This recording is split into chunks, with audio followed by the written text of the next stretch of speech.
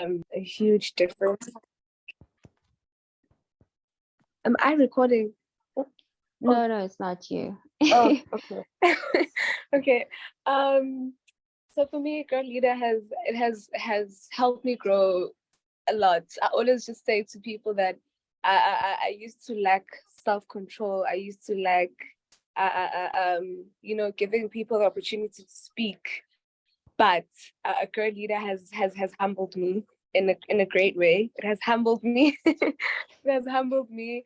And just the facilitators, I think I was stressing before I entered Girleada. I was just saying to myself, oh my gosh, what's gonna happen? Are we gonna be launching ourselves? Are they gonna, say, okay, today so and so is giving a presentation? I was just so stressed. But little did I know that the preparation behind it was crazy, and the dedication that you guys had as the facilitators, it was just insane. You guys were well prepared. That for me just showed that this whole thing was planned out properly, and the enthusiasm that you guys carried, sharing your stories and encouraging us as well. Because sometimes, as participants, we just chill and not say anything, but you guys put us on the spot, and I guess that's just what being a leader is, and the qualities that I have gained throughout Girleada and the wonderful guest speakers that you guys have put together for us. I think I couldn't have asked for better. I wouldn't change anything. And I'm just hoping that a lot of people, become exposed to Girleada. And yeah, thank you so much, guys. For me as well, it brings tears to my eyes because every single Saturday, like, they knew at home, everybody knows at home that every single Saturday in J is me and Girleada. Like, don't touch me, don't even call me, don't text me, don't do anything because I'm busy. But thank you so much. You ladies have been so wonderful. And yeah, this is not goodbye, guys. Why are we saying goodbye? As in, like, don't say goodbye. Goodbye means forever. So I think we'll see each other. I mean, yeah, I'm hoping that this will carry on growing. And yeah, thank you so much. Okay, so yes, I agree with that. It's not goodbye, it's a see you later. Even if the later, it could be next year, it is still a later. So I definitely echo that. And, another thing is that I feel like a lot of us did not know what to expect, even us as facilitators. We knew what we wanted to get from this, but we didn't really know what exactly we were getting ourselves into. Like, our expectations were just like, what we got. And I'm thankful that it was, better than what I had even expected. I had gained more than what I even thought I would gain. And just seeing the growth within myself and everybody else just makes everything so much more worth it. So yes, thank you guys. Sisi, where you can go ahead. Hi, everyone. Thank you so much, Melissa. Actually, I just thought of this right now as Nolu was speaking. So I was part of the first cohort of Girleada. I think it was back in 2020 or 2021. And then when I saw that there's an opportunity to become a facilitator, I applied and did the whole thing, And I'm just thinking about it right now, that being in this position has actually been, for me, grounds for growth. And so this should also just be an encouragement to participants that if you push yourself, if you believe in yourself, if you want to grow or do some other stuff, there is opportunity for you to even apply within Girleada and to also work or serve other girls or impact other girls. And so I think just listening to the participants speak right now actually just reminded me that, hey, wait, I was also part of the participants at some point, and so thank you so much, ladies. I know, like, I've been through this feels like deja vu, actually. But thank you so much. And this has been such an amazing journey. But that's not what I wanted to say. What I wanted to say is that there's room for you, there's space for you, even within this organization, and take advantage of that, So thank you. Oh, thank you for that. I think it's important to just note the fact that networking is really amazing. And, like just look at Musisiwe, like her story is amazing. She went from one place to the next. She understands everybody's role at this point. And that is such an amazing thing to do, to see a person grow from one position to the next. It just shows the importance of not only communicating and entering into certain spaces, but to network and to keep going within that space, especially if it's a space where you see yourself being able to grow. So thank you for that. Can we have one last facilitator before we introduce our speaker?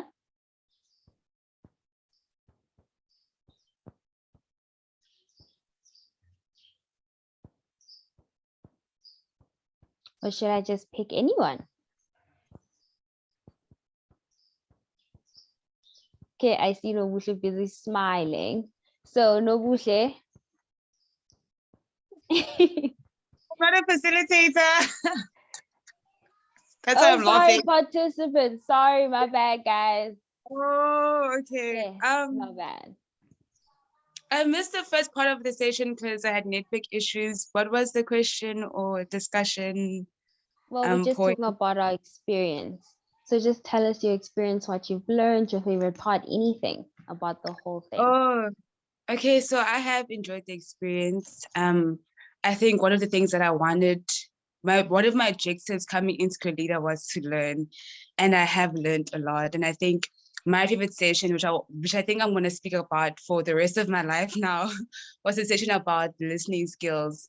I never really thought that listening skill was a great skill in terms of in the definition of what a leader is. And so now that I know that it really has, I've put it up there with what I think is one of the most important skills to have as a leader. So I'm thankful for that, just to be able to learn. And also, like Nolufu said, I'm thankful to you as facilitators as well, because you guys are really you're always engaging with us, and you don't let us be, you want us to grow as participants. And I think that's amazing to have in facilitators, that you guys actually are invested in our stories, and you guys are invested in us participating in the session. So I'm thankful for the Girleada program, and I'm also thankful that we got to have such engaging and present facilitators as well. Okay, thank you for that. Thank you guys for all your comments and your answers. So without further ado, I'm going to introduce to you guys our speaker for the day.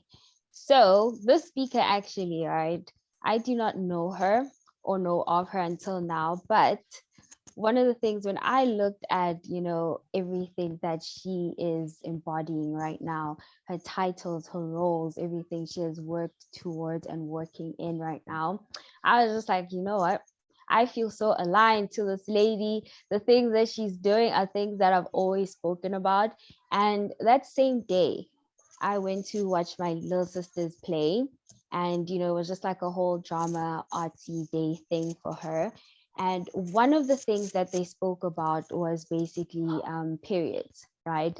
And they spoke about the conversation of parents, well, specifically moms and their daughters when it comes to periods, and the things that, the typical mom, specifically a typical Black mom, would actually say during those times when you get your first period, the lack of information about that. And when I see the speaker and everything she does, she, like she talks about the sexual and reproductive rights. And I was just like, you know what? This lady is the one. So basically our speaker for today is Sinoxolo Sakate. I hope I'm not butchering, and if I am, my apologies. She is a student at UNISA studying international relations. She is a youth advisory panel member at United Nations. She's a project leader at Sesi Fellowship and Skills Hub, a women-led organization based in South Africa targeting young women by expanding on their access to opportunities, resources, and information. She is an advocate. Sorry, guys, I just lost it. She is an advocate on sexual and reproductive rights and specializing in menstrual health, bodily autonomy, and comprehensive sexuality education in the Southern Africa region. She's a board of director at Youth Coalition for Sexual and Reproductive Rights, an international organization of young activists committed to promoting sexual and reproductive rights plus meaningful youth engagement. And lastly, she's a project manager at Indlezana Yezwe, a women-led organization in the Eastern Cape province focusing on ending all forms of GBV against women and children. So people have a lot of titles, guys. People are doing so many things, and it's so encouraging, scary at the same time, but it's so encouraging to have so many people who can just show us that you can be a leader in so many different places. You can do so many different things all at once, and you should not be limiting yourself in any shape or form. So Sinovuyo, thank you so much for blessing us with your presence today. You may begin. Hi everyone. My name is Sinoxolo. Sinoxolo Cakata. No, it's okay. I understand because I'm basically from the Eastern Cape. I am Xhosa, which is why I'm wearing the Xhosa Duke that our Mamu Winnie Madikizela Mandela wore. Like she most of the time would wear like this too, because basically it just means women are fierce, women are strong, wathinta abafazi, wathinta imbokodo.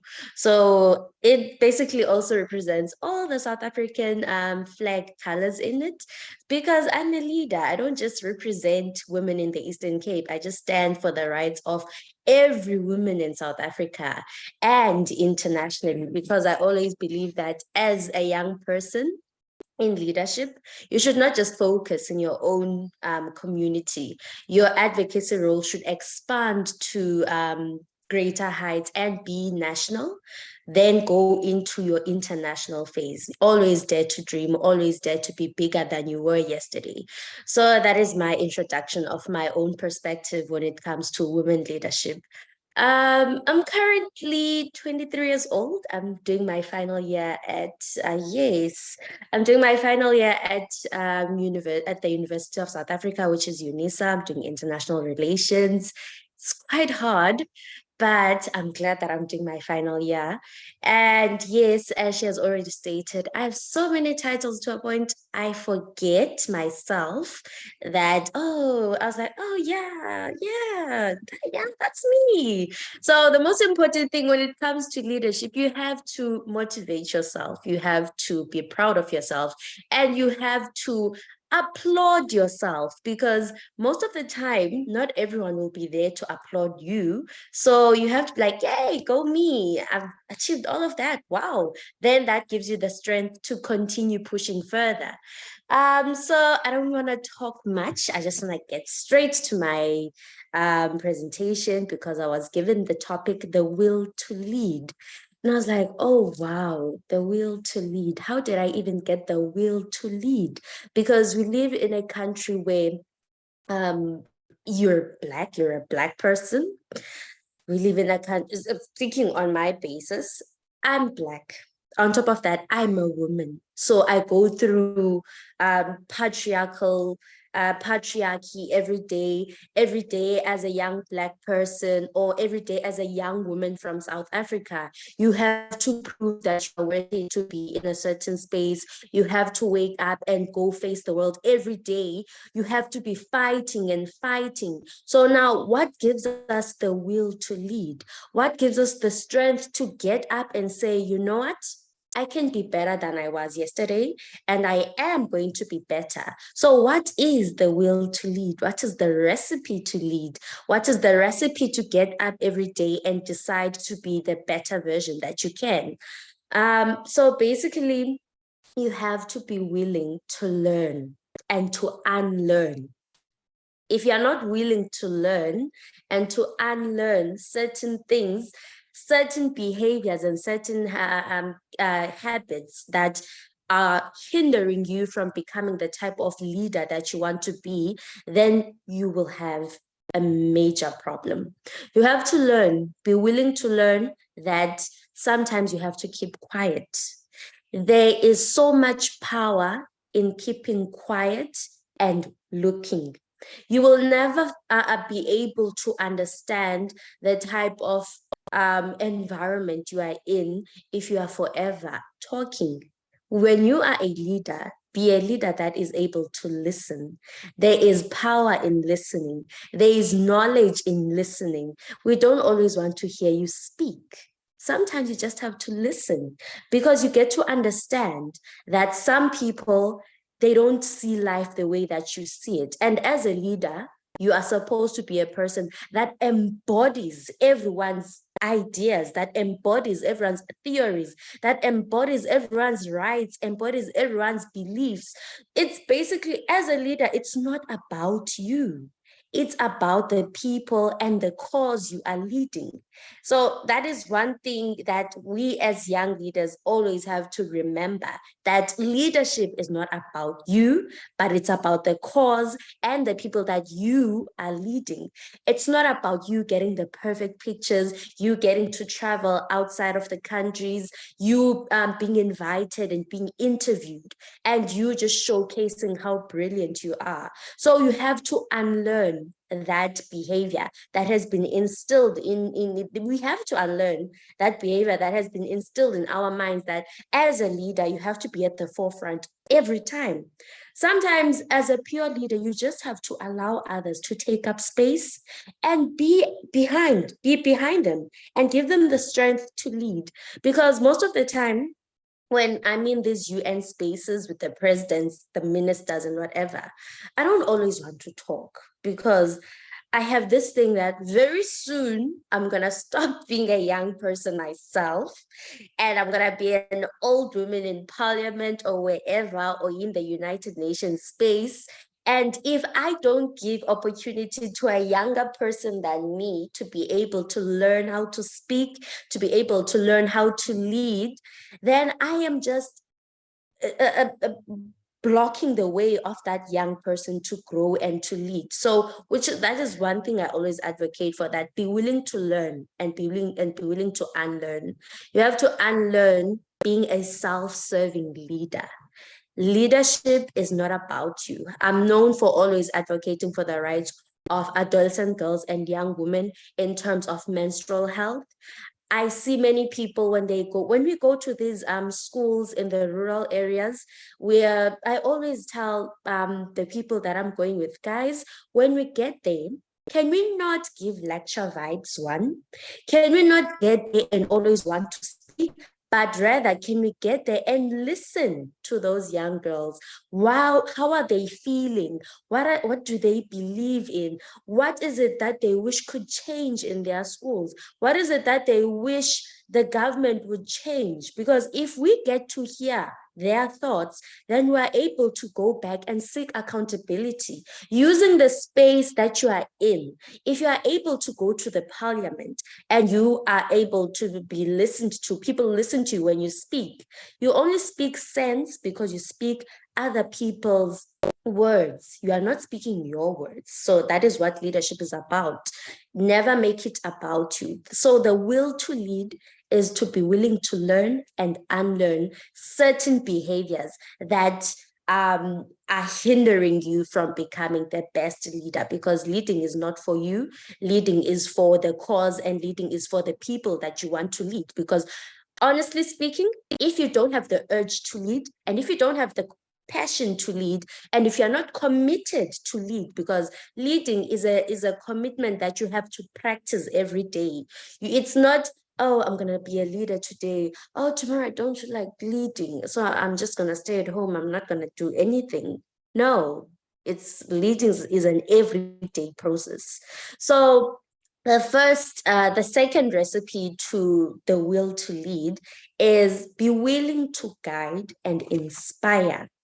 Be willing to guide and inspire. And the reason why I joined Sesi Fellowship and Skill Hub, because I started as a Generation Equality Fellow. Then from Generation Equality Fellow, I moved on to being a volunteer. Then from volunteer, I moved on to project lead. So now I'm leading all the projects that are happening in the Eastern Cape for Sesi Fellowship and Skill Hub.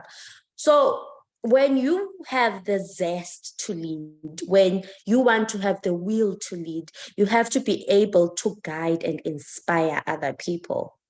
When you inspire other people, when you go to spaces to inspire other people, don't get there and talk about you, because that is one thing that many of us leaders tend to do. That is a mistake. When you say you want to guide and inspire people into leadership, you get there, you talk about yourself and all that you have accomplished. In order for you to guide and inspire other young people into the leadership and make them understand the urgency of being a leader, the importance of being a leader, even in your own community or even in your own life, it starts with you just making the other person see how important that they are. You know how important you are. You know that you are the goddess in your own world. So there's no need for you to go out there and tell people how great you are, show them. You don't always have to do that. But instead, you can just get there and say, hey, I see that you have this interest. I see you've been talking about this. How do you wish to grow yourself? How do you wish to become a greater version? Do you see yourself going to university? If I see, for example, there's this young girl, she's from the rural areas, she is smart. I don't get there and say, oh yeah, I also come from the rural areas. I'm just like you.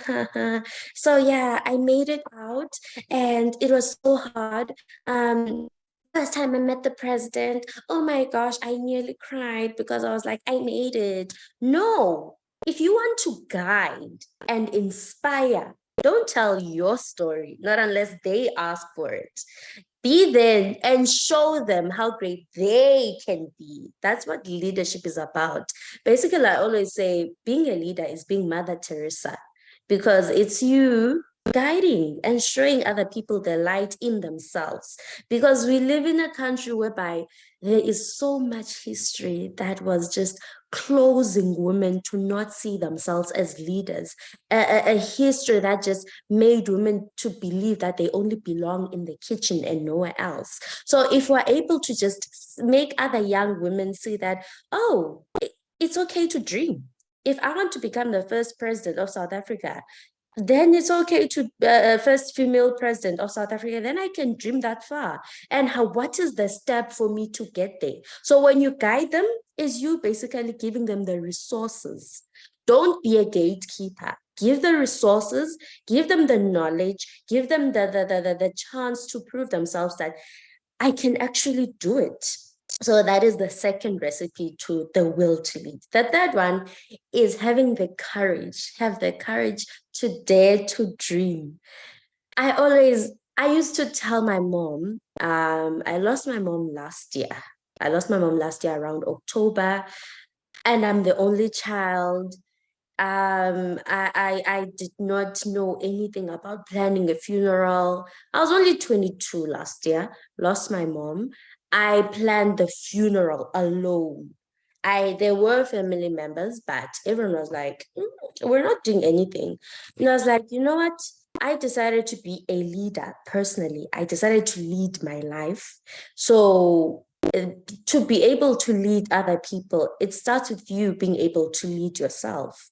So it was not an easy moment for me. So I just decided to be like, okay, you know what? I always say I'm a leader. So now I need to have the courage to lead even this process of planning my mom's funeral from start to finish alone, as young as I am, alone. So now that whole part of my life showed me that sometimes in leadership you will be alone. You will have a certain belief alone, and it is okay to be alone as long as you keep on reboosting your mind and reminding yourself how good you are now and how great you will be after this whole fight, after this whole thriving and pushing to be the best leader you can be. So the courage to dare to dream, that is my number one. That is the third ingredient to have the will to lead. If you don't dream enough, then if you don't dare to dream, you will remain in the same space. You'll be so comfortable in this same level. You'll be like, oh no, I'm okay here.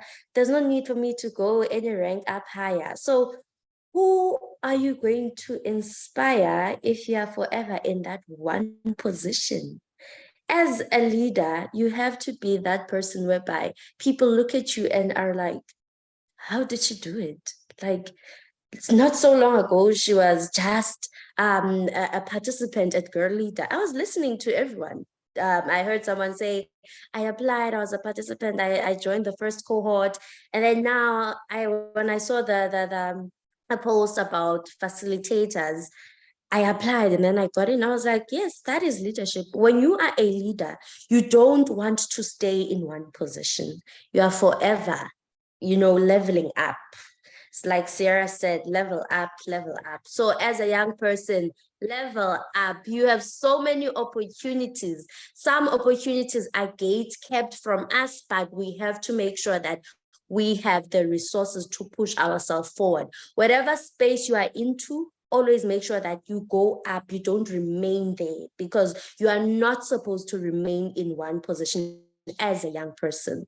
So another, I always say, allow others to lead. It should not always be about you. It should not always be about you being at the forefront. It should not always be about you always getting the trophies alone. As a young leader, you should give others the space to lead. You should give others the space to also see their capabilities in leading. So be willing to allow others to grow through you. For example, if I were to be invited to go to a certain school to talk about menstrual health, and I'm like, I do know someone who can speak about menstrual health. Let me just invite that young person to go in there instead of me always going there. So one thing we have to understand is that us as women, we have to cover ourselves.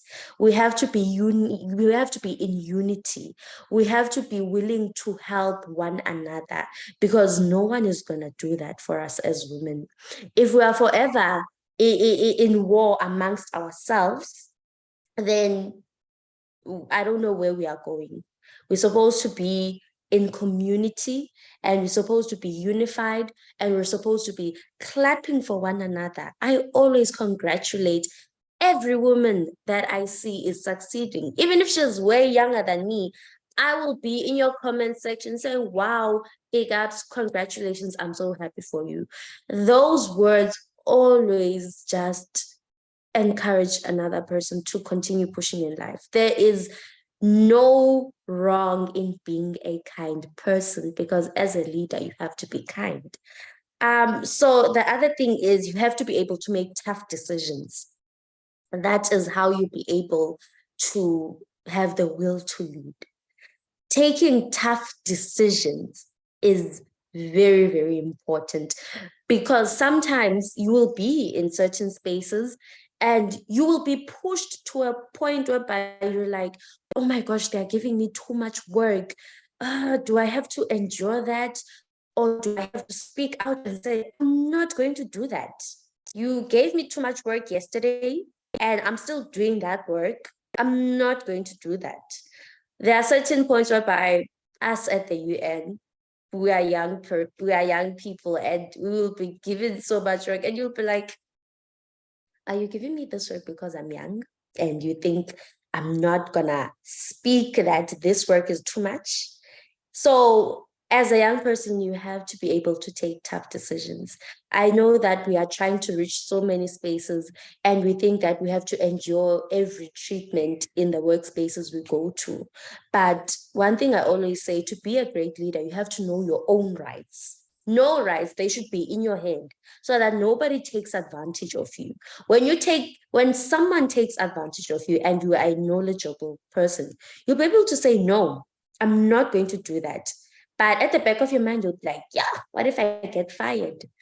What if I get fired? No, they don't have the right to fire you, because you are a leader of your own life. And to become a leader of other people, you have to be able to take a stand for yourself. And taking a stand for yourself is also enabling other people to be able to take a stand for to stand up for themselves. For example, I always make an example about Mama Madikizela Mandela. Mama Madikizela Mandela, she did not just accept everything and anything. She stood up for what she believed in, and she fought for what she believed in. She took the hardest decision, which was to just let go of her marriage, because she could see that it was not for her. It was not serving her anymore. And I'm making this example because we are young people. We are in relationships and whatever. Some relationships can be toxic.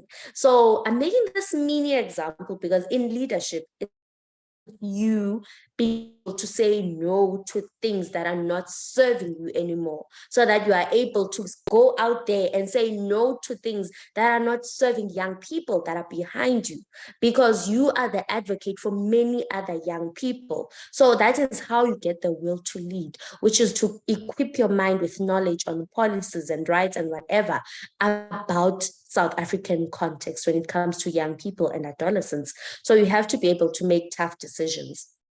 Having a clear vision and deep understanding of the needs and aspirations of the life and people you are leading. If you don't have a clear vision, then you are just a leader. You are not an inspirational leader. You are not an intentional leader. You are not a meaningful leader. So you have to be able to ask yourself, do I want to be an intentional leader?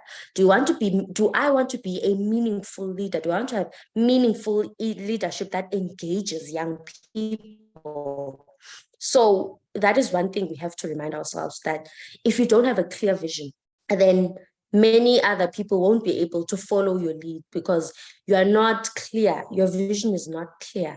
Whenever I get the space to talk about menstrual health, and people ask, oh, we see so many people, young people talking about menstrual health. What is it that you are bringing to the table that is different? I always say, I am intentional when it comes to menstrual health. Young people are dealing with period poverty, and they are talking about the lack of access to period products like pads, tampons, and whatever. But me, on the other hand, I am talking about period pain management. And they're like, what? I'm like, yes, there's period poverty whereby you are not able to have access to pads, tampons, any product. While I, on the other hand, am advocating for period pain management toolkits, so that a young girl in rural areas does not miss school because she has period cramps. Because I did my own research. One thing, as a young person who is in leadership or interested in leadership, do your own research. It always catches the eye when you say, I did my own research. And they're like, what? They're like, yes. I did my own research when it comes to this topic, and sanitary towels to school, still unable to go to school because they have period cramps, and government is doing nothing about that. So here is the solution. As a leader, have solutions. Go out there, listen to what people are saying, and embody their words. Take them to the decision-making spaces and say, this is what I heard, and this is the solution that I'm bringing to the table, so that it solves that issue that I heard on the streets, that I heard when I was going to the schools, that I heard when I went to community hall meetings. So be a leader that is intentional. Have a clear vision. You can't just say, I'm an SRHR activist. People will be like, yeah, there are many SRHR activists, but what are you advocating for? Which is why you have to be a leader that is not so layered in their intentional leadership. If you are an SRHR, what are you talking about? Oh, I'm talking about menstrual health. What about menstrual health? So that is one thing you have to understand about leadership. You can't be found in so many things. You have to be that leader that they know, if I'm a GBV victim, I can run to Palesa. Because I know Palesa always talks about GBV and how victims are supposed to be, nurtured into being survivors of GBV. And I no longer want to be a victim of GBV, but now I want to be a survivor. Oh, I see Unobuhle Nkosi. She deals with GBV, and now when it comes to GBV, she deals with the justice, seeking justice aspect of it. So now I no longer just want to be a survivor of GBV. I also want to ensure that I get justice. Now that means I have to go to Nobuhle to ensure that I have justice. I don't want to see my perpetrator near me. I want to make sure that they are behind bars. That is what leadership is about. We have to know what is it that you are leading and what is it that you are advocating for. If you say GBV, what exactly about GBV? So that young people know who to turn to when they are facing issues, when they are facing a certain specific issue. So yeah, even in the Eastern Cape, they know if I have period cramps, they know who to talk to. Even when I was in Kenya, so many people would come to me and text and be like, oh my gosh, the toolkits the information that you gave us about period cramps, I no longer have period cramps. I no longer go for periods for the whole week. I go for on my periods for just 3 days now. Your information was so resourceful. Thank you. So that is one thing. If you don't get feedback from the people that you are leading, you have to reevaluate your leading. There's something wrong that you are doing. So be willing to listen. As I had stated, if you are a leader that listens, then you won't understand what is it that the people want from you. And you will find people going out there having toys and rioting, and because you are not an intentional leader, it always goes with you just embodying other people's rights. As I said, it's not about you, so you have to listen. If you're forever talking, you won't be able to listen. Be innovative. Be innovative in the sense that always look for something that is different. If I'm advocating for comprehensive sexuality education in South Africa, try to meet up with other young people of that country and understand how they did it. Be innovative. If you can't think fresh ideas, but be willing to listen to other young people and how they accomplished that issue, so that you don't come back and say, yeah, I have no solution to the problem. Because as a leader, you are a solution yourself to a certain problem. You're an expert in your own expert. It's through you being a knowledgeable leader. There's one thing I've noted with us as young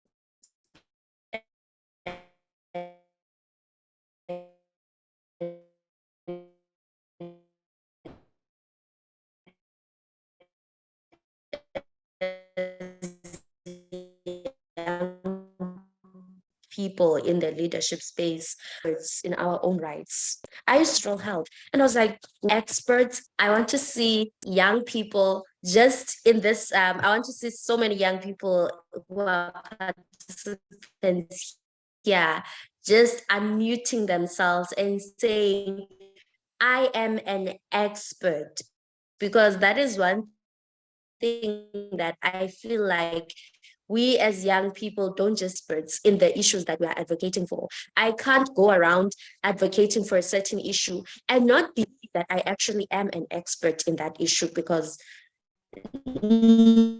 no accredit is going to come to you and say you are an expert. So it's you actually believing and knowing that you are an expert, so that you are able to get out there and say, I'm an expert.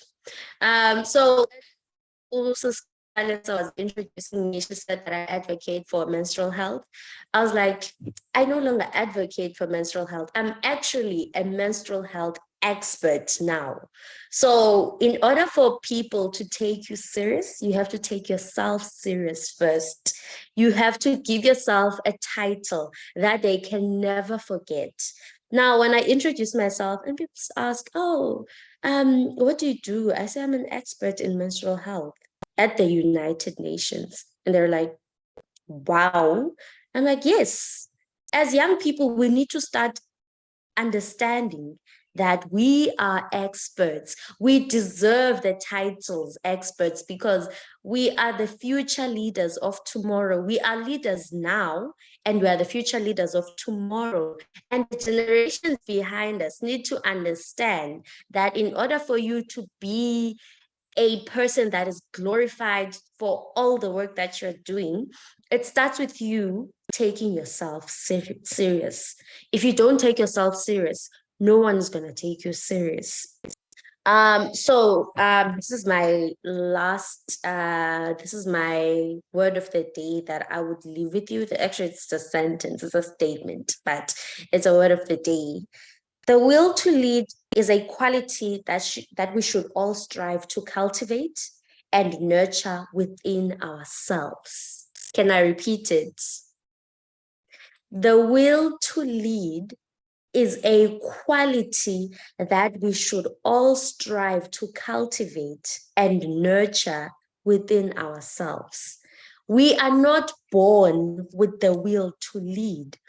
We are not groomed to have the will to lead, but instead we have to, if you have that quality of leadership in you, it's up to you how strong you want to grow it and how you should nurture it and make sure that it does not fade out. How do you make sure that it does not fade out? By joining Girleadas, joining Sesis, interacting with other young women, and learning and being a knowledgeable person as much as you can. Like I said at the beginning, leadership is an ongoing process. It's an everyday process. It's not something you wake up and be like, I don't feel like doing it today. What about that young person who is at home, who is crying because they could not go to school due to period cramps? What about that young person? While you are at home and you're like, I don't feel like doing it today. It's not about you. It's about the people you are advocating for. And it's about the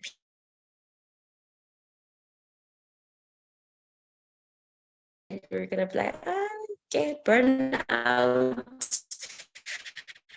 So I'm just saying, always have the zest to lead, always have those. It's not about you, it's about the person you are advocating for, the community you are advocating for, the city you are advocating for, the country you are advocating for. And luckily, the content you are the continent you are advocating for.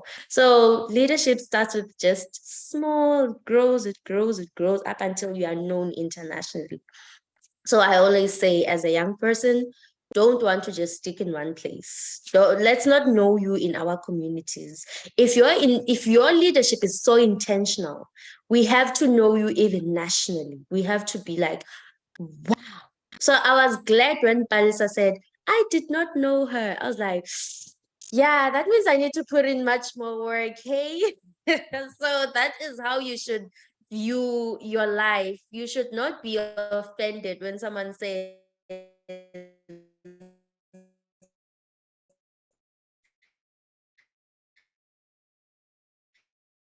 do not know you. And you're like, everyone is supposed to know you, but supposed to be known. So yeah, thank you. Thank you so much, Sinoxolo. Like, your speech was very inspiring. Your presence on its own was also very, very much inspiring. And now I would like to open the floor to questions, comments, or anything like that.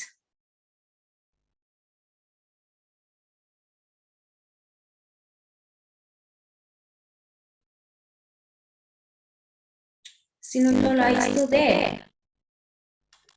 Yes, yes, I'm still here. I'm just Okay. waiting for the comments and the Okay. questions. I don't bite. I'm a young person like everyone. Okay, Nozipo, you can go ahead. Hi, can you hear me? Yes, we can hear you. So this is not a question, it's just a comment. Your presentation and your talk was really amazing. And the fact that you're so young and you can just tell how mature and how like, oh my word, you are. It's just so inspirational. Like there was just so much power and presence in like it was just really amazing, like honestly for me. And I think like Balisa said initially, there's a lot that you said that I relate to. And I think your style of leadership or your idea of what a leader is relates a lot to the type of leader that I aspire to be. So this talk that you gave was like really, it was like the guidance that I sort of really needed right now, because there's a lot that you said, and when I think of it, I'm just like, oh yeah, so that's how I can do that, or that's how I can improve in that. So it was just so amazing, so informative, so inspirational. Thank you so much, and just continue doing the work that you're doing, continue to be great. And yeah, that was just amazing. Thank you.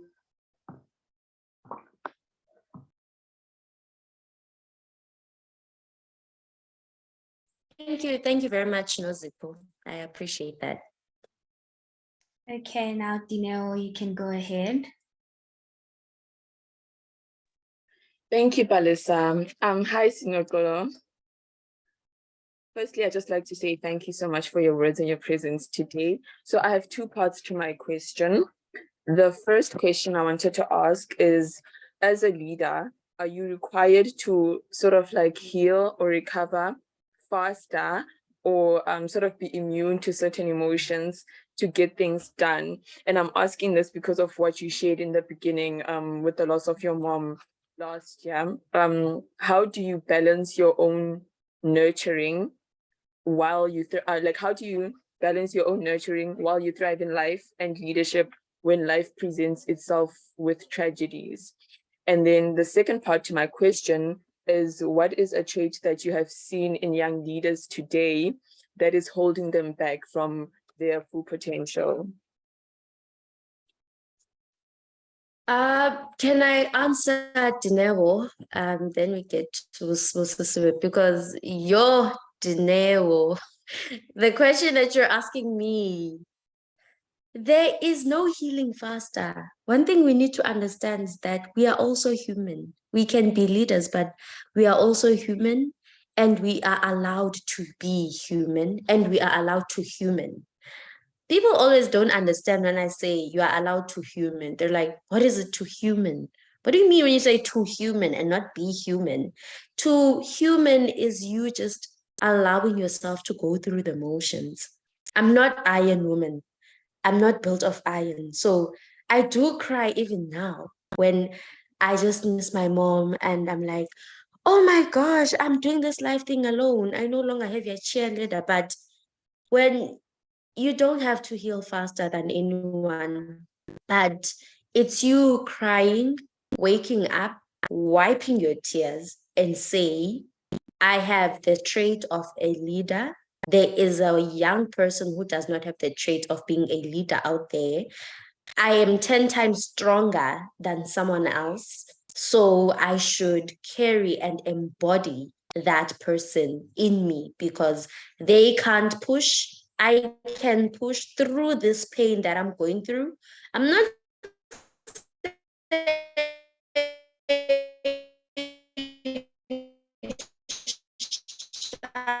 out your feelings. Don't never shout out your feelings, because feel. So, which is why I have to take tough decisions. You'll be, and they'll be like, oh, why not? And I said, I'm not feeling well. So as a leader, you have to be so strong in your word. If you know that I want to be seen as a vulnerable leader, you can be seen as a vulnerable leader, but you have to know when to be seen as a vulnerable leader. When I go to schools and I get to interact with these 11, 12-year-olds, and they tell me stories that are so painful. I'm not gonna be Iron Woman. If I feel some emotion, I'm not gonna be like, I'm gonna cry with them because I understand what they are going through, and I feel what they are going through. So as a leader, you don't have to heal on your own sometimes. The only recipe in healing, go to therapy, because I'm still going through the motions, because I had to bury 3 people in just a matter of months. It was first my mom, a friend of mine, and then after that, my grandfather, in just a matter of 3 months, because this whole thing happened last year. So for me, it was so painful. I could not step into the leadership spotlight after all those burials. I was like, this can't be the end of me, because all of those deaths, they just pulled me back. They pulled me back. They sunk me into a deep hole that I thought I could not get out of. But the most important thing is, as a leader, you also have to have a person you can have heart-to-heart sessions with. I don't know. I know that most of you know Karabo Mukhonyana. You know Karabo Mukhonyana, right? Karabo Mukhonyana is my mentor.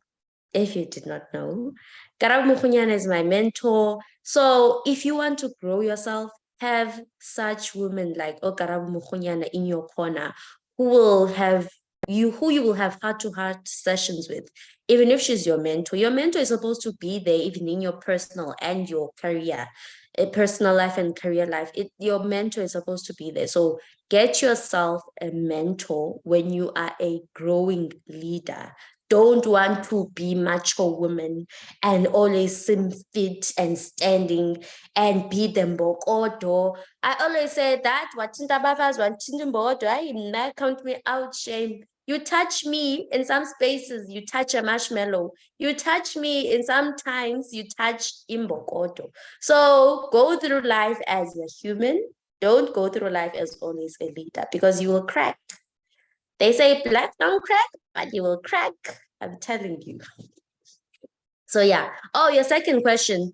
One issue that I see is grabbing the potential of young people from becoming the best leaders that they can be is self-glorifying. Young people, I know we want to make it in life, but we have to ask ourselves, was Nelson Mandela advocating for the rights of South Africans? So now self-glorifying is one issue that I'm seeing amongst young leaders. They want to be at the spotlight. They want to take these fancy pictures. They don't just want to fight for the rights of people. And I'm being honest. It's something that we don't talk about. It's something that we act as if we don't see, but it's true. Young people, young leaders just want to be seen as heroes. They don't want to be seen as just ordinary people who are advocating for the rights of other people. They don't want to be selfless. As a leader, you have to be selfless, because it's not about you. It's about the people you are leading and the cause you are advocating for. Thank you.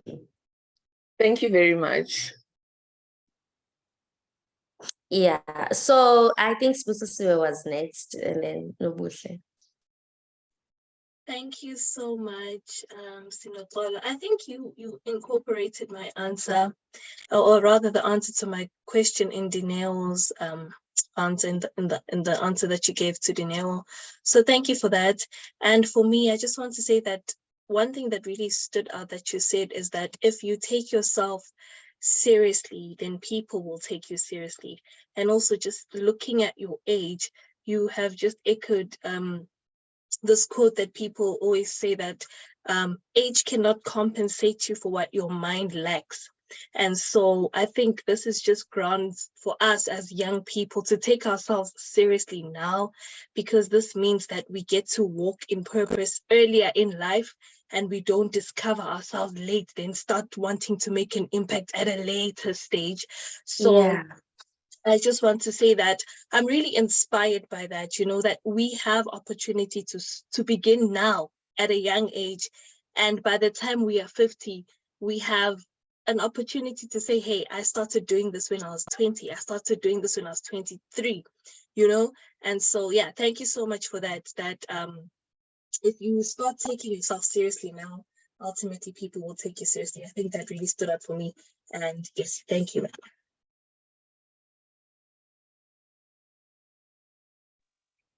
Hi, Nobuhle. Sinoxolo. Hello. Hi, Nobuhle. So just wanted to first say thank you for your talk. I think it was very impactful for me. And then I've got two questions. The first question that I have, so what I'm passionate about is advocating against sexual abuse, and my focus would then be sort of helping survivors remove the shame that they feel from being sexually abused, and letting them know that you can still live a beautiful and amazing life even after this horrible ordeal. And my question then is, so I've got a 9-to-5 job, and I do struggle my 9-to-5 job. And so most times I just want to get back home and just sort of not have to think about much. So how can I stay how can I stay committed and passionate, you know, after my work, and not let my work stand in the way of what I actually want to do in life? And then secondly, my other question is, what work do you do specifically in the United Nations, and how does one get into that space? Thank you.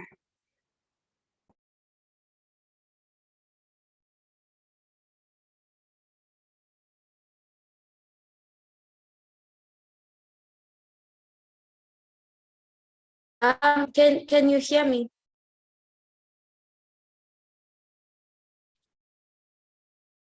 Hello? I Not can hear you really. now, but Oh, it's, yeah, you're lagging yeah, a bit. I kind of have a bad network service at the moment, but I think I heard your questions. Your first question was, how do you make sure that since you have a 9-to-5 job, you don't lose the will to lead in advocating for the rights of young people who are sexually assaulted with a 9-to-5? Honestly speaking, it's you just meaningfully engaging your socials. Use your socials.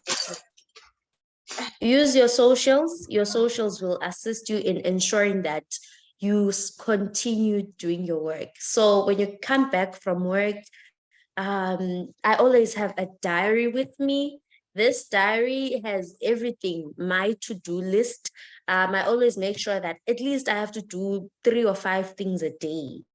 So it could be as little as writing an email to a certain radio station or whatever, writing something about this and that. So have an email.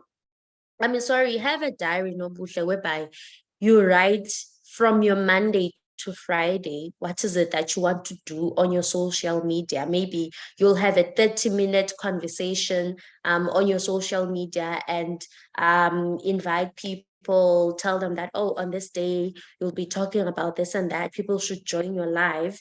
Trust me, at first it's going to be hard because you're going to have 1010 viewers, but as time goes by, that 1010 viewers, it's gonna expand, and you're gonna have many people viewing your posters and whatever. So if you want to be intentional and remain active, even though you have a 9 to 5 job, have a diary whereby you write each and everything that you want to do, and make sure that you do it within that week. You don't have to do everything in one day. Maybe do everything on a Monday, because you don't want to exhaust your mind. So just use your socials for now and your weekends. I don't know whether maybe you're working on your weekends. On your weekends, go to shelters, post your content, go to so many places whereby you can find victims and do your work, do what you are passionate about, and post it on your socials.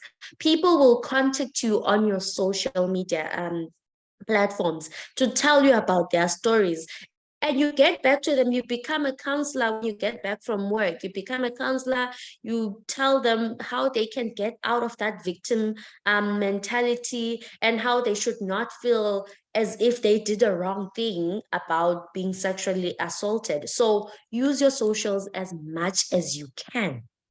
Use your socials and make sure that you have a to-do list for what it is that you want to achieve. Have a diary, write your to-do list on the issues that you want to talk about on your interviews and whatever.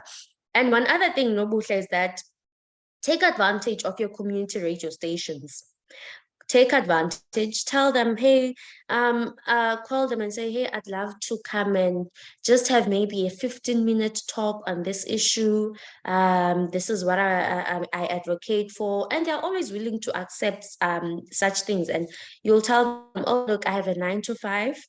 And if you are brave enough, you'll just say, can we just have this slot every Friday, whereby I come with, for example, a case of a young person who was abused, and how we can, as young people in a community, how we can help that young person, so that that victim knows that he or she is cared for by community members. She is understood by community members, and she is supported. There's nothing more important as a young leader than creating unity in your own space and creating unity in your own community. So I just gave you my innovative idea. Like I said, as a leader, you have to be innovative. Another question that you asked me is, what do I do at United Nations Population Fund? So basically, we are a group of young people from representing our provinces. For example, at the UN, I represent the Eastern Cape. We get to go to summits, international summits and national summits and provincial summits. We get to go to your conferences, where in these conferences, we represent not just South Africa, we represent the United Nations and the voice of young people. So what do? We advise ministers. We advise your premiers. We advise them on issues that are being dealt by young people, and how they can step in and alleviate those issues or bring solutions to those issues. So we interact with a lot of politicians. We interact with government institutions, your different departments, but mainly we interact with the Department of Social Development and the Department of Health, and the Department of Education, because all of those departments have to work together to ensure that young people have access to everything, even when they are in school, or even when they're at home, or even when they're at hospitals or whatever, or clinics. So that is what we do. We advise, and we get to interact with every political leader you can think of, whether it's the president, the deputy president, the ministers, the premier, as long as they fall under the scope of Department of Health, Education, DSD. We do also have to interact with the Department of Community Safety and Justice, and the correctional services, because I'm also a project manager at Indlezana Yezwe, which is an organization that deals with ensuring access to justice for all victims of gender-based violence. So we are friends with the court. So whenever there are cases, the magistrates contact us and they're like, there's this issue. It's about gender-based violence. Look at this case. What is it that we can find? So yeah, that is what I do at United Nations. Yes, Sisa. Oh, sorry, did I answer your question? Yes, you did. Thank you very much. And also thank you for the ideas.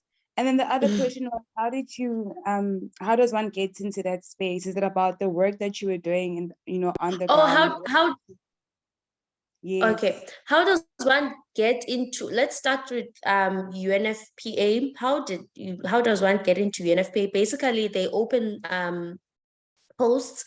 You have to go to www.unfpa.org.za, where they will post that for the next coming period, because we will be there till 2024. So when they open at 2025, maybe it'll be from 2025 till 2027. So you have to apply when you get there. Like, you have to make sure that you follow their socials, because they do post on their socials when this post is released, because it's called United Nations Youth Advisory Panel members. So it's YAP, YAP, YAP members. So you have to look out for their web page, because there's a lot of things they post. Even if, for example, you want to become their intern, you can apply there, because their interns do get an opportunity to do some of the things that we do. They do get an opportunity to interact with the ministers, the presidents, and whoever you can think of. All right. Thank you very much. You're welcome. Yes, Susan. Okay, hi, Sinoxolo. Thank you so much for the inspirational, educational, and motivational talk. I think it would actually be a disservice if we didn't give kudos to the Girleada team, because week in and week out, they always surpass our expectations. They choose the most amazing speakers. So thank you so much to the Girleada team. Thank you so much for honoring their invitation. Thank you. I have two questions. So my first question is, actually, before I can ask my question, I think I should commend your amazing work that you're doing. We can actually see that your heart is in it. So I'm sure it becomes, as much as it gets harder, it's so much more easy if you have the passion for it. So thank you so much for that, for depicting or embodying that. So my first question is, with all the amazing work that you're doing, where do you see yourself maybe in the next 5 to 10 years? Like, what's your goal? I know I'm putting you on the spot. I'm sorry for that. And then my second question is, you did mention mentors. I would like for you to shed some light on what it is exactly that you look out for when you're choosing a mentor. Thank you. Okay, where do I see myself in the next 5 to 10 years? Okay, basically, I will have completed my degree. So yes, I do see myself, I'll start with my education, because education is very important. I see myself having my master's. That's where I'll start, having my master's. If I don't even get my PhD, so, because I also want to do law, because having international relations and law and couple them together, it makes sense. So I see myself getting my master's, getting my PhD, and opening my own organization that just deals with menstrual pain management and ensuring that every public school in rural areas does have a clinic near them, so that when young girls are experiencing period cramps, they have access to period pain management medication. And I also see myself being a program manager or program officer at the United Nations Population Fund.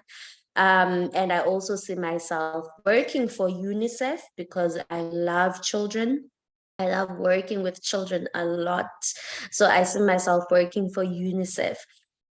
I see myself even being involved in the presidency. I see myself being the advisor of the president when it comes to women empowerment and women leadership. So I see myself in the presidency. I don't want to be involved in politics, but I just see myself in the presidency, being an advisor there. What other thing? Oh, I see myself owning a very beautiful car. So as a person, you have to also see yourself like personally, like what is it that you want to achieve personally? It's not always just about leadership. So if I want that Lamborghini Urus, I see myself owning one. How am I gonna get the 16 million? It's because I'll be working so hard every day. So yeah, that is where I see myself. I just see myself being, oh, I also see myself writing my own book that is going to be handed out in every school in South Africa that just talks about how you can cure your period cramps, how you can go from 7 days of periods and only go for 3 days. Can I share that secret with you? If you have periods and you go on your periods for 5 days, how you can just minimize those days and go for 3 days. The ingredients to minimizing the number of days in your period is drinking a lot of water.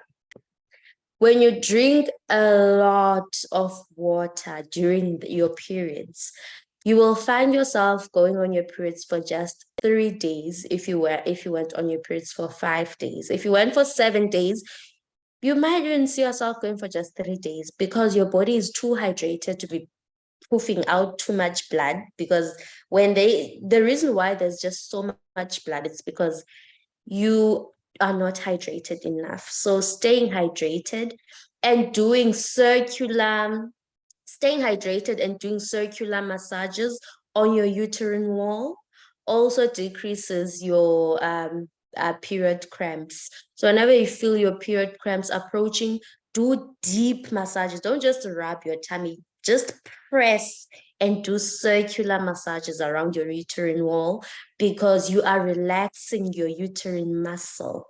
Yeah. So what was your second question before I forget? When I talk about menstrual pain management, I just forget everything. Thank you so much for that information, which is educational for most of us, I'm sure. And my second question was, you did mention that one needs to have mentors that are always going to be there for you. Yes. So what should one look out for when they're actually choosing a mentor? Yeah, when choosing a mentor, you have to be straight. Hey? It has to feel as if you're looking for someone you're gonna pay, even though you're not gonna pay them anything.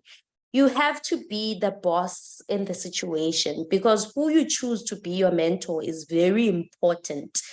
So when you look for a mentor, when I was looking for a mentor, I was like, I don't even know what I want to do. I don't know how I'm gonna lead.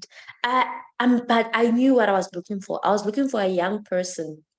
Firstly, a young person. You have to know, do I want a mentor who's in their 40s, or do I want a mentor who's young, but who's doing a lot, who is up there?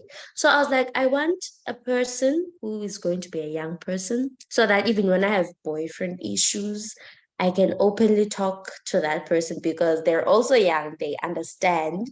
So when you look for a mentor, look for a young person. If you want me to be honest, look for a young person who is intentional with what they are advocating for, a young person who is able to separate their personal lives from their career lives. Because if that person is able to separate the two, then that means that person has self-control. If you never see that person trending for bad things, you don't want to tarnish your name by having a mentor that is trending for bad things. If your mentor is trending, it better be for the good things, because when you mention who your mentor is, it also gives people the right to say, oh wow, you're doing well because you were able to source out that person to be your mentor. So make sure that your mentor is strong to a point when you mention his or her name, people applaud you for being able to rope in that person to you, because a mentor is a person who will shape shift your mind, a person who will be able to say, no, I'm not going to always say congratulations. For example, when I first met Karabu, it was, I was like, oh my gosh, this lady is so straight. I don't think we're going to work well. And then I approached her, I asked her to be my mentor. She was like, no, I don't take mentees. I was like, okay, it's fine. But I continued. I joined her organization. I pushed, I made sure that she sees how hardworking I am.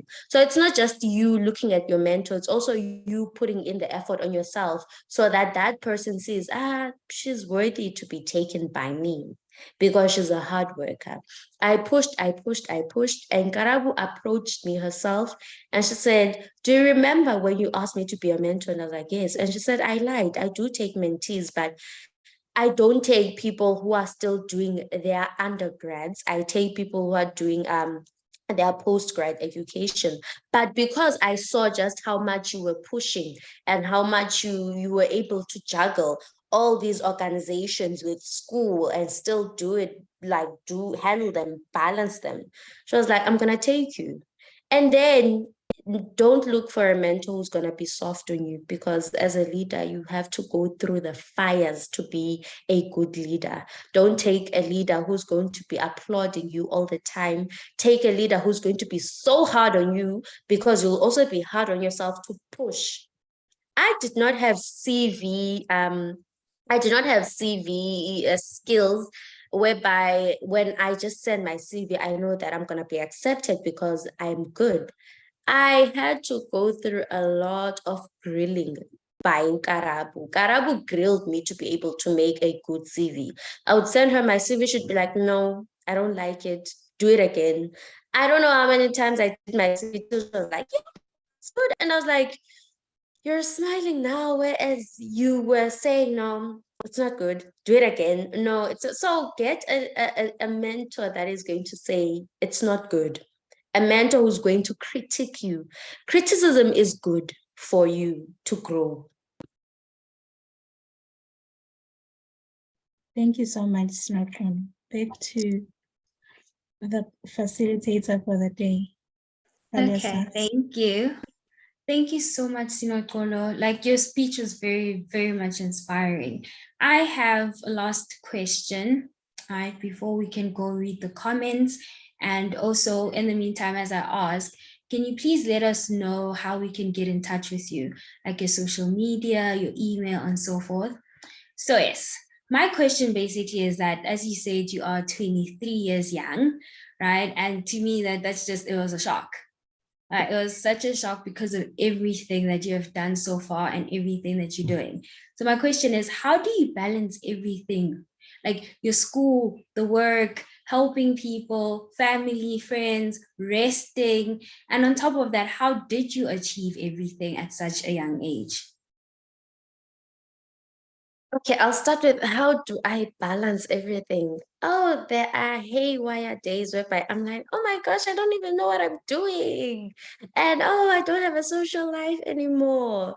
So it's like I said, you have to know how to human. You have to know how to human. So how I balance is, again, this, have a diary. Your diary, you write your socials, you write your families, you write everything that you have to do. Your diary is the only PA you'd need that will make sure that your head is always in the game, because there is no balancing things if you don't have something to remind you. I don't know how many diaries I have. This one is for UNFPA. I have a personal diary. I have a business diary. I have, oh, there are so many diaries. But the most important thing is, have a diary. A diary will be able to balance out your life for you, because you are such a human. You are not an AI. You won't be able to say, oh, I still have energy to do this. But if you have a mentality that says, at the end of the day, I need to have completed at least 3 tasks from this to-do list each and every day. I need to at least do 3 things, right? That I need to have a meeting with my friend so that we talk about a certain issue, because having a social life also balances your mentality. You can't always be, focusing too much on your work and whatever. But even the people you are friends with, they have to balance out your life. You can't have friends that won't understand the type of life that you are living, because as a leader, you are living for leadership. You are living for the cause. So you have to have a circle that understands that, oh, we can't get to Sibusisiwe on Mondays. We can't get her because she's doing this, she's doing that. You don't have to compensate your time all the time. You don't have to overcompensate for people to like you. Trust me, I lost so many friends, and I'm so cool with that, because I'm left with a small circle that does not want too much of my time, because they know that I was away for 2 weeks, so I have family issues to deal with. So now I can only give you at least a few hours of my Saturday, because Sunday I have to go to church, and then when I come back on Sunday, I have to prepare for my following week. So don't make sure you get people who understand the life that you live, and they don't understand. Kudos, they can leave. So being strong-willed is the will to leadership. Be that person that, I don't care what you think. If you want to leave, it's okay, honey. Just leave. I have a lot to attend to. I have a lot to achieve. The future is too bright for me to be chilling with you and talking everything that is under the sky, because I am so busy. And your second question was? My second question is, how did you achieve everything? How did I achieve everything? Oh my word, I don't know how I started. It started with me just joining the Generation Equality Fellow at Sesi Fellowship and Skill Hub. It started with me volunteering. It started with me and listening to other people and getting in their shoes. I've never lacked period products. I've never lacked period pain management pills or whatever. But as soon as I put myself in the shoes of other people, I started feeling how they are feeling, and I started fighting for what they are not fighting for, because I saw it as an injustice. So how did I achieve it? I achieved it by just putting myself in their shoes. That's how you become a meaningful and intentional leader. You have to put yourself in their shoes. You have to have empathy. It's not always be macho women, be strong, be this, be that. Be that in parliament where you have to seek accountability. Be that, be strong. But when it comes to the people you are advocating for, be them and be you. So that is how I achieved everything. It was me just realizing how fortunate I am to have a pad at my disposal. And while there's someone out there who cannot afford a pad, even just one of it, like, you have to know the situations that are out there. So I achieved it through hard work, through putting myself in their shoes, and I achieved it through looking for a good mentor that was able to open so many doors and say, look at the brighter future. You can achieve so many things. You can reach so many young people in the whole of South Africa. Oh, for what it's worth, you can be so international, because period poverty is not just a South African issue. It's also faced in other countries like Nigeria, Kenya. So it's a humanitarian crisis. For as long as you understand the issue that you are dealing with is a humanitarian crisis, and you become a leader for the people and not for yourself, then you will achieve a lot. You need to understand.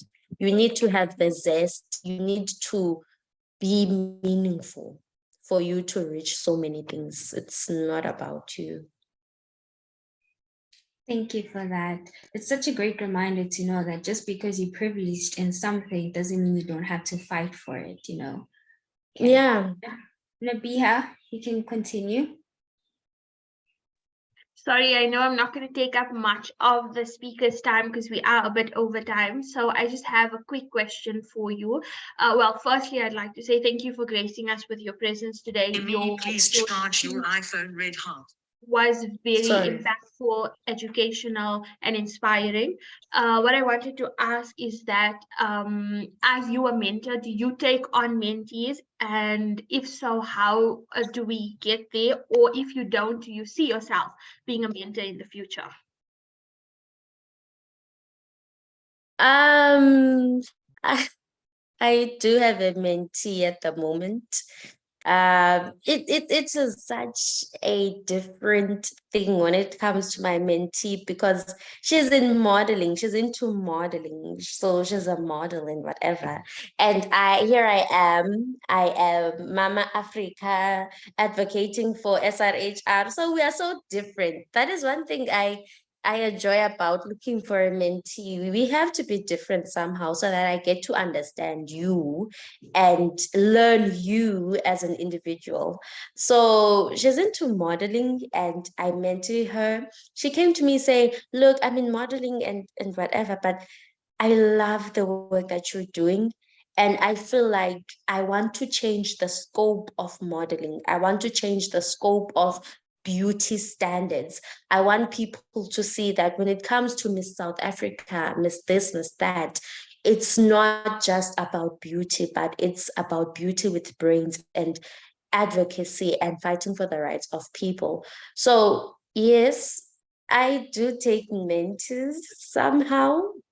And my qualifications for looking for a mentee is show me how you are fighting for people. No, whether it's in beauty, whether it's in this, it's in that, I will just open the resources I can for you. I will just introduce you to spaces that I feel will be good for you. I will help you where I can, and I will I will want to be your best friend because I don't want to have a mentee that fades out. I want to have a mentee that will flourish, which is why even with me and Karabu, there are times that I should be like, I'm so proud of you. You have accomplished a lot. I even look at you sometimes and I'm like, wow, I worked on this person. So I do take mentees, but I have my own requirements because I want to see how strong you are. I want to see or how vulnerable you are. It's okay to be a vulnerable person because us as young people, we never get spaces to be vulnerable. We don't usually have friends to be vulnerable to and with, and we don't have people to just weep our eyes out and cry to because we always have to seem as if, yes, we're having a good time. I just got this, I just got that, I got my degree. And we never get a space to just talk as young people and talk about the things we are going through. We are going through a lot as young people. I always say to, I met the Umamu MEC, the Bifanda from DSD, and she was like, how old are you? I was like, I'm 22 because it was last year. She was like, oh, you've accomplished it. You are doing well. I'm sure so many of you. I was like, there's no, and I'm so happy that you're doing this in your 20s. 20s are the best years of your life. I said, no. She said, why? I said, no, 20s are the worst. 20s are the worst. We're looking for jobs. We are doing this as young people. We are trying to be the best we can be. We're trying to balance out everything. We're running away from becoming failures and whatever. And we're not getting the enough support because many of us are going through mental breakdowns every day. And it's like cry, cry, cry, wake up and say, go Sino. And then you have to go throughout the day. So I told her 20s are the worst. So having a mentor that you can connect to, even on a deeper level, whereby if you have breakdowns, you break down with your mentor, you break down to your mentor. That is so good because that is your shoulder to cry on. So yes, I do take mentees, and I always want to make sure that my mentees don't just see myself as a mentor, but they see me as a friend but a strict friend when it comes to your career. But yeah, a person you can cry with. Thank you. And how can we get in touch with you? You can. Oh, I am so terrible when it comes to Twitter because I'm running away from Black Twitter. I'm like, oh, so many people ask me why do Twitter. I'm like, the Musa Kaula's there. No, thank you. So you can get in touch with me on Instagram. I'm mostly active on Instagram. Facebook. So many people have been saying I should join Facebook, and I'm like, I'm running away from the highs, hello, hello, hello, hello. And when you respond, they just want to get to know you on a personal level, and you're like, you can see my work. I'm just dealing with community service. So why do you want to go that route? So I'm mostly active on Instagram, and it's my name and my surname, just like that, nothing else. You can contact me you can contact me on my I don't know, Bushle. You can contact me on my emails. I have 2 emails. I have an email. I'll just type it just now because guys, I'm so embarrassed with this email. I did this email when I was still in high school, and I can't change it because so many people have this email, so many organizations have this email. I even tend to be so shy when I'm looking at all the CC'd emails and people just have their names and surnames. And me, on the other hand, I don't know what I was doing when I was still in high school. I was just doing an email for the sake of doing an email. But I'll just type it now because it's my personal email. Yes. Okay. Sent it to direct message. Let me change that to Okay. everyone. In the So meantime, oh, sorry, you can continue. Yeah, I was just saying, I'm just gonna send the emails just now, and then. Okay. Okay, can everybody please switch on their camera so we can take a picture?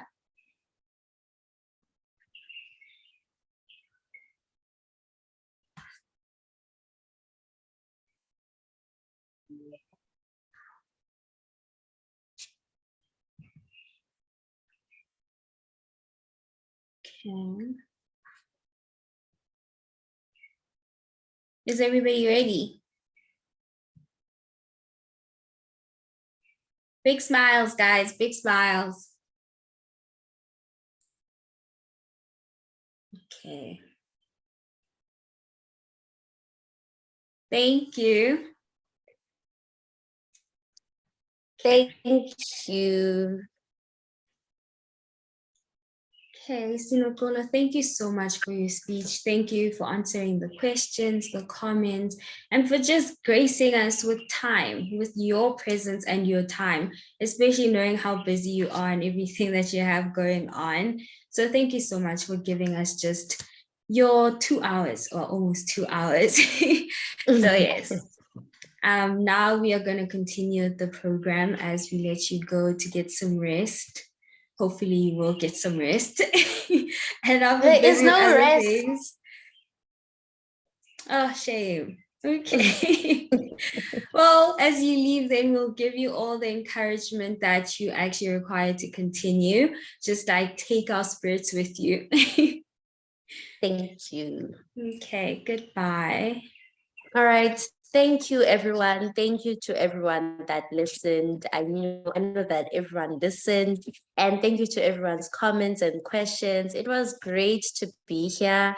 It was great to share my bit of knowledge because it's still so little. I only have 1% of knowledge. And yeah, they say you forever learn. And I just hope that we get to meet in big spaces in the long run. And we get to interact, we get to say, we met at a conference or we met at a meeting with Girleada. So I hope we get to learn from one another and we become a unity because that is one thing that is very important. And thank you so much for gracing me and being and allowing me to be part of this beautiful session. And thank you for the follows, for those who just quickly followed me. I'm just laughing. I'm like, yo, no butle. She quickly followed me. So thank you very much. Thank you.